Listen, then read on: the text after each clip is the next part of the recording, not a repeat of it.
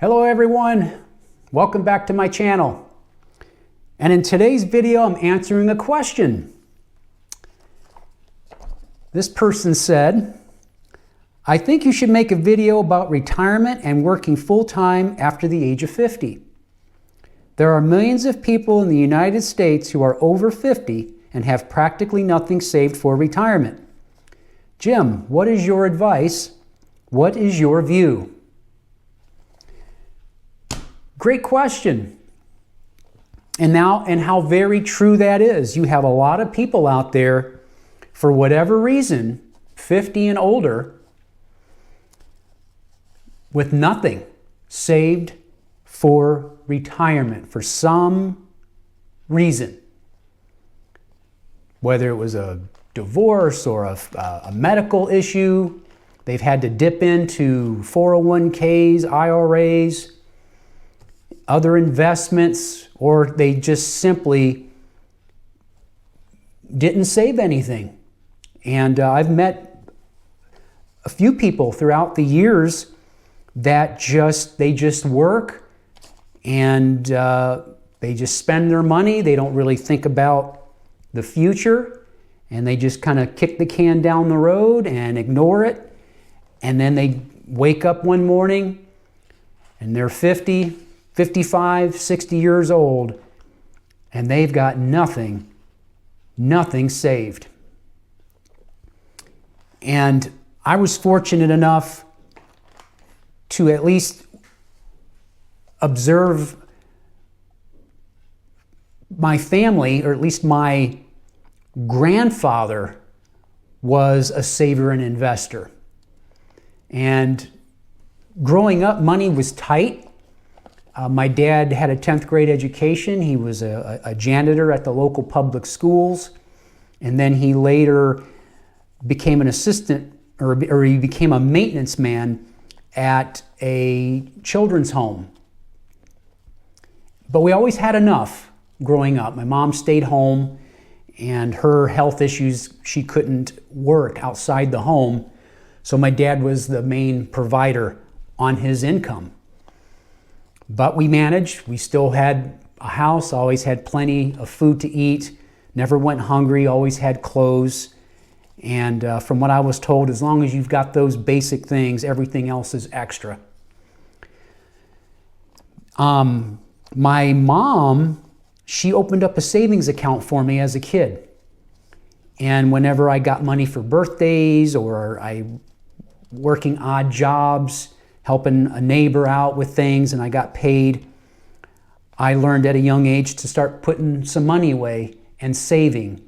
And I think that's important to teach our young people. If you have children at a young age, already get them into that mindset of being a saver and an investor. And I learned the investing part of it from watching my dad's father. So my grandfather on my father's side, and I would spend time with him at his house in Cleveland. And he was a retired grocer. He had a small grocery store in Cleveland for many years, going back to the 30s. And then he ended up closing, I think it was in the 60s. So very long time. And but he always told me, Jimmy, don't use credit. Don't ever have a credit card. If you want something, you save for it. You either need something or you don't. You either have the money for something or you don't. And he was a cash or check guy. And I remember him saying to me in his house, and I remember him pointing, he says, this house was paid for before I even moved in it. And I remember asking my grandfather, how did you do that? And he quite simply said, I saved. So he got married when he was 33, 34 years old when he got married. So he was saving and stacking money all those years before he got married, and was able to purchase a home in full, and before they even moved in it. and quite amazing. And he was always frugal. He was always a frugal guy. You know, growing up during the Great Depression, he literally had cardboard in the soles of his shoes that he wore around the house. Literally. I remember picking one up and looking at it and pulling the cardboard out, and sure enough, there was a hole in the sole. And I remember flipping it over. It's like, man, he wore the heck out of those shoes and would put cardboard in there. So, you know, and I've always, you know, I was told, you know, growing up, well, even a squirrel saves up nuts, acorns. So they even know, hey, to start putting things away, start saving. So I've had that at a very early age, and I joined the military, and shortly thereafter, I went to Merrill Lynch, was my first financial institution, because that's what my grandfather had. And because I remember seeing the Merrill Lynch paperwork on his kitchen table and seeing all his stock papers and the things that he would get in the mail, the prospectus with the stock company, and I would open them up and it would just be a bunch of numbers. I couldn't make heads or tail of it. But he would be reading those prospectus of what's going on in that company. And I can remember seeing ExxonMobil, Pepsi Cola, you know, those types of companies that he was investing in. And he'd get those dividend checks and he'd put them in his checkbook. And when he got a collection of those, he would go and take them to the bank to deposit them. And I remember going with him to deposit those dividend checks. And then we would go to lunch or go pick up one of his, he called lady friends. He had different lady friends that he saw. And somebody asked him, Emil, why are you hanging out with those old women? And he said, well, it's better than no woman. But yeah, he would go out and treat his lady friends, and he had a great retirement. And I think it was off those dividends that he had been saving and investing throughout his years in the grocery business. And I remembered that. And when I went to Merrill Lynch, the guy opened up a couple of mutual funds for me and a Roth IRA. And I remember him explaining that to me. And I've been maxing that out ever since. And so I've just been fortunate enough to have been taught to just, you know, live simply and basic, and you just simply save and invest and manage money, and that's just what I knew. Sometimes I wish I would have done things differently. I wish I would have gotten into things like real estate and things like that, but I didn't know any of that. And then I was just, you know, in the Army, I was just in Army mode. But I had automatic investments going into those mutual funds and into that Roth IRA like clockwork. So I didn't even see it. I was hands off, and I just let it go, and it just continued to build and build throughout the years. And also being single, never marrying, no kids, is why I've been able to, I guess you could say, retire early. And I retired from the military in my early 40s. And so that's a benefit if you're a single person and you invest in your 20s, you can retire early. And so I guess that's one of the benefits of having, I guess, you know, never marrying, no children, is what set me up. And then just being a saver and an investor. But you know, some people aren't that way, or they weren't fortunate enough. And so to answer this question, what do you do? So I did some digging, and I've listened to different financial gurus throughout the years too, believe it or not. I was always a watcher of PBS. I always loved PBS, public TV, public broadcasting. And then they would run those specials where you had a particular person and they would give these talks for like a week. And I remember Susie Orman. Any of you remember Susie Orman, the financial guru? I learned a lot from her just by listening to her on PBS. And she's got some good books out there. No nonsense. I love the way she would talk to people straight, you know. And pay down that credit card debt. Don't go on vacation. Heck, you're not going to even remember the vacation anyway. Pay down your debt. And she'd get on people. And what I found amazing is how she had to tell people things that I thought was common sense. But, you know, like, heck yeah, if you got some extra money, let's see, go on vacation, pay down the credit card debt. You might want to pay down that credit card debt. But you got to tell people. Some people you got to tell them. You know? And then you've got what? Dave Ramsey, the Total Money Makeover, Financial Peace University. So you've got a lot of good people out there and others who are trying to help people in their finances and to better manage your money, have it work for you, for your family, and for peace of mind when you do decide that you want to retire and you're done being in the rat race, in the matrix, and dealing with all of that at work and the stress. And boy, when you can get to a point where you no longer have to deal with that and you don't have to work anymore and you have financial freedom, boy, that's a wonderful place to be. And it is. It really, truly is. Where now you have, well, for me, I have a nice pension from the military. And so people, you know, yeah, you have your pension, and then whatever you were able to invest in, boy, you can, if you plan ahead, you can set yourself up quite nicely and live comfortably and not have to worry about whether or not you're going to be able to pay the bills or not. And boy, that's huge. And I thought of that, not to toot my own horn, Mr. Goody Goody here. No, but I can remember, boy, Jim, you better start saving. And I knew enough. I didn't know a whole lot, but I at least knew, put some money in something and just let it go. And I'm so glad that I did. So glad that I did. And then later on was able to take some of those mutual funds and put them in individual stock, like Grandpa did.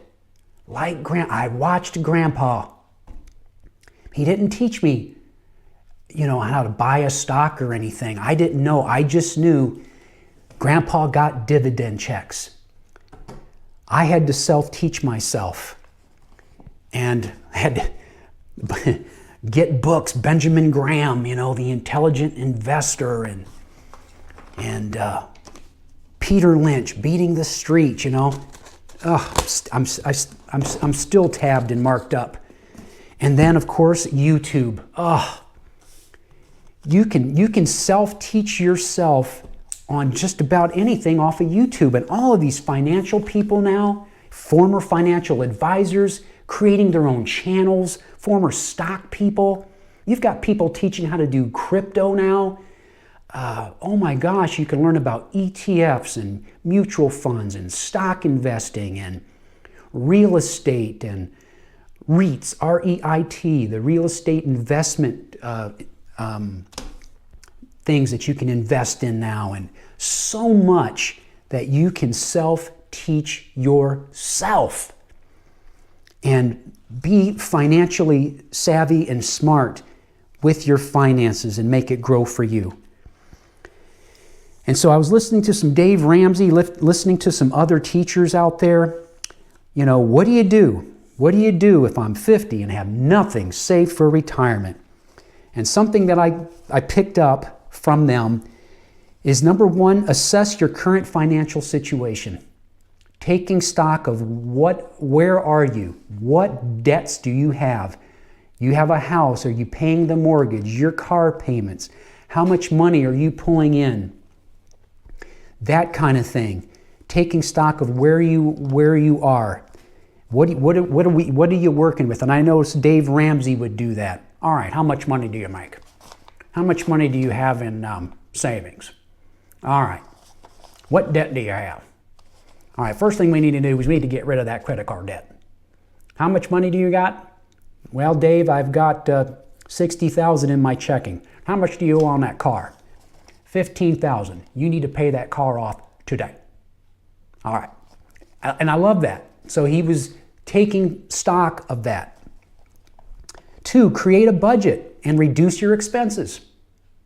Again, right, having a budget. I don't think a lot of people have a budget. So yeah, so at 50 years old or older, you can do this. And what are some of those expenses that you can think you could live without? Those extra channels on the cable, or whatever subscriptions and things that you could live without. You can start cutting out a lot of that stuff. 3, increase your income. Yeah, even in our 50s, there are ways we can still make money. And I talked about it with a YouTube channel. You've got some older people out there, they're driving for Uber. They're finding ways to make extra income. And you can go out in town. You've got a lot of older people who are working at Walmart. They're working as cashiers. They're working at Lowe's, Home Depot. They're working. They are working. And I remember talking to one grandmother. Yeah, she says the price of her prescriptions have gone up. All her medical stuff's gone up. She had no choice. And she was working, where was she working at? I think it was a grocery store. It was a grocery store, and running the cash register. Number 4, maximize your retirement contributions. So yes, finding a way to, if you have that 401k, if you have that Roth IRA, do the best you can to maximize that out that you can put in there per year. And if you don't have one, open one up. And whatever you can, start putting money into that thing. And if you're at 50 years old, 50, 60, 65, 15 years from now, 15, 17, 18 years, you'll have some money in that thing. And let that thing grow. At least you'll have something to pull off of. And hopefully you've got Social Security and you'll be able to survive. And pay off that house. At least you got a roof over your head and you've got something. You've got something. Investing wisely was another thing. That was the number 5. Invest wisely, educating yourself. Like I said, the books, or you can go on YouTube and you can even look it up yourself. I'm 50 years old and I have nothing saved. And boom, there's some more videos out there who you can get more information. So whoever's out there listening and you're in that boat, yeah, you're definitely not the only one. And so there are people out there who are advising people in what to do and how to get themselves out of that situation. Number 6, delaying retirement. Delaying retirement. You've got more and more people now working longer. So you're just going to have to work and keep yourself healthy. Taking care of your body, that's an investment too. Probably one of the best investments, because if you got a healthy body, guess what? You're able. You can go find something to do and work. Obviously, if you're not healthy and you got all these health issues, you're not going to be able to work. And there is so much in our control. And our health is one of them. And so many people, and I've heard this comment, my own father said it, man, if I would have known I would have lived this long, I would have taken better care of myself. And you don't want to say that. And taking care of yourself, watching your diet, and keeping the body moving,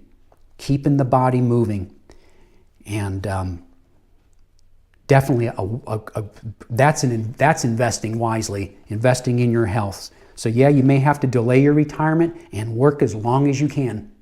And there's a lot of people out there. Yeah, Jim, you know what my retirement plan is? Working until I can't work no more. That's their retirement plan. Oh yes, you got some people out there, they don't even have anything, they don't even qualify for Social Security. I mean, it's just unbelievable. And they are still working and having to work and still paying on a car payment. And whew, yeah, they literally have to work until they can't.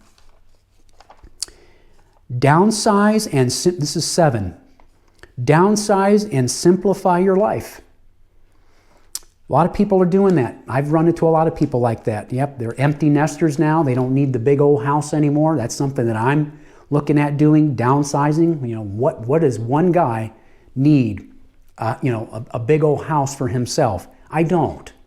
And so I could definitely cut out some costs too by downsizing. And a lot of people can do that. And then simplifying your life. Yep, cutting out what you don't need, selling what you don't need. You know, are you still riding that motorcycle? Are you still using that boat? You know, are you still using this? How about that, I don't know, that piano that you got in the other room? When's the last time you used that? Maybe it's time to start selling that stuff, getting rid of it, downsizing, or moving somewhere where it's cheaper. You know, you've got a lot of people that are living in places like California, Florida, up there in Indiana. Man, those are some high taxes and high cost of living. And people are selling and getting the heck out of there. And I don't blame them. And then they're moving to other cheaper states. And so that is an option to maximize what you have and the finances that you have instead of paying all that money in taxes and high cost of living. Or overseas. How many guys I know that are going abroad? They're living in the Philippines and they're able to just live on their Social Security quite comfortably in places like the Philippines. And so they're making it work. They're coming up with a plan saying, okay, what do I do now? And so there's options out here. And so yeah, overseas is another option if you want to do that and have your money go a heck of a lot farther and make it. Healthcare, I talked a little bit about that. This is number 8. Plan for healthcare costs. Plan for healthcare costs and look at your healthcare. Whatever it is that you qualify for, whether it's Medicare. I mean, if you get too bad, I guess you could always go on Medicaid is an option. Nice thing about living in the U.S., I guess we do have those safety nets like Medicaid. And but yeah, take a look at that and what you're going to need for your health care. And some of these health care plans, my goodness, I don't know how people afford them. But that's something to look at. And I have, because I'm a military retiree, I have TRICARE for myself. And it's very inexpensive just for myself. And that's for vision and dental. Yeah, I have vision, dental, and just regular TRICARE. And it's just fairly inexpensive. What am I paying? Less than $50 a month for all that? You can't beat that. And go to the dentist once a year. I go see the doctor once a year, or dentist twice a year. I get a checkup once a year every December for blood work and all that. So I just went last December. I got a clean bill of health. Everything's good, and see you next year. So I'm very fortunate that I am healthy and fit and taking 0 medications, nothing major going on with me health-wise. And so very, very fortunate. And I do not take that for granted at all. And anything could happen and pop up. So I don't get too cocky who knows what could be brewing in my body. But in the meantime, I'm going to do the best that I can to maintain my health and keep it basic and simple and not have to worry about, dealing with a high blood pressure or a cardiovascular or a diabetes. I know a lot of that is in my control, and a lot of that is health or diet, eating the proper diet. And you can prevent yourself from even getting into that position in the first place. Watching what you eat, my friend. My goodness. And the last thing is staying positive and motivated. And those are some of the things that I discovered in what you can do if you're 50 years old and you have nothing saved for retirement. So that's what you're going to have to do. And then come up with that plan, get that good assessment of where you're at, what money you're making, where can I make more money, what can I invest in. There are some good stocks out there, good dividend-paying stocks that I discovered when I got rid of the mutual funds, some of them, and I put them in dividend stocks that are now paying me a quarterly dividend. And some of them are not that extravagant. I mean, they're companies you've heard of, like Coca-Cola, Pepsi, Verizon Wireless, oh my goodness, Exxon Mobils, your Chevrons. Man, there's so many good stocks out there that are great companies, and they're established, and they have a track record of paying a dividend. And you get that dividend every 3 months. Or what I did early is that I had the dividends automatically reinvesting and buying more shares. So I didn't start drawing dividends until recently, believe it or not. So all these years, it's been automatically growing and buying more shares. I wasn't keeping the dividends. I was having it just buy automatic. And so I would say to any younger person, have something systematic to where you're buying stocks, no matter what the cost is. Just have it like where every once a week you're buying a couple of shares or something, or a couple times a month. And what do they call that? Systematic investing, dollar cost averaging. And just over time, it's not time, I think it was, who was it? Jimmy Buffett. Warren Buffett, who said it wasn't timing the market, it's time in the market. And if you look at their graphs of the stock market throughout the years, and you'll see that yes, there were falls and dips in the market. It goes up and down, up and down, up and down. But the line continues over time to go up. And so that's one thing. You have to be patient when it comes to the stock market. You can't get emotional, and it's something that is you're in it for the long haul. And then, of course, starting early. But if you want to do something where you don't have to worry about individual stocks, the mutual funds is a way to go, which I did for many years, where you don't even have to think about it because the money's invested in a broad range of different things. And then your IRAs and 401ks, where you're just putting money in it and you're just letting it do its own thing, and you don't even have to think about it. Whereas the individual stocks, you have to be more aware of them, know what's going on. And then something that I've looked into and am involved in now is this growth of AI and all these new technologies now that are just now starting out, where some of these things are $2, $3, $4 a share. And there's some that I've invested in. They were $2, went all the way up to $25 a share. And so AI. And so I think that's going to be something that I believe is going to make a lot of millionaires. If I was a young person right now, start looking at some of these different AI stocks, oh my goodness, it's gonna grow.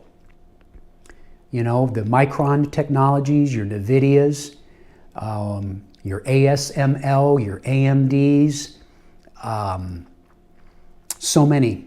Grab, the rideshare company, that's going to boom. Grab, so many companies now, but you have to be up on it. You have to educate yourself on it. Subscribe to those YouTube channels. And that's what I do. I listen. And what's going on out here? And you've got people who are doing all the legwork, who are doing all of the investigating of these stocks, and they dig deep into the company and the balance sheets and the PE ratios and all of that good stuff. And looking at the trends and giving good sound advice to what you can put your money in. And I tell you, here in the future, a lot of this stuff's going to really grow. And you'll have some money, man. You will. But the key is, getting the knowledge, educating oneself, and having the discipline to put that money away and leave it there. And then just keep an eye on it, manage it, and massage it. And that's what I do. I just kind of manage it now, just kind of work it, massage it. Sometimes I'll buy, sometimes I sell, sometimes I'll shuffle some things around, put it over here. I'm going to get rid of this, put it over here, boom, you know. And that's the way I do it, and I can live comfortably. So, but I think for the people that are older, it's not too late. Start correcting it, and keep yourself healthy, and keep going, and keep your head up, and Lord willing, as they say, if you live to be